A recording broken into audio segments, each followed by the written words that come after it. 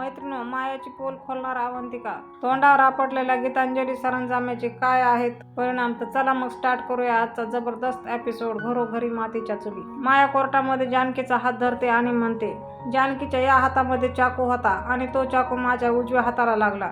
त्यावर अवंतिका तिला प्रश्न विचारते, जर चाकू तुमच्या उजव्या हाताला लागला होता तर प्रतिवार तुम्ही कोणत्या हाताने केला? त्यावर माया जानकीचा हात सोडते आणि म्हणते, उजव्या डाव्या, म्हणजे असं विचार करत ती बोलते. त्यावर अवंतिका म्हणते, आपण जेव्हा खरं बोलतो तेव्हा अशी धडपड करावी लागत नाही. आणि मायाला पोलीस जेव्हा घेऊन जातात, हातामध्ये हातकडे असतात आणि माया जानकीला म्हणते, हे तुला खूप महागात पडणार आहे जानकी. आणि त्यावर जानकी म्हणते, तेच तर हवंय मला. जानकी पुढे म्हणते, रणदिवेच्या सुनांना कोणी हलक्यात घेऊच नाही.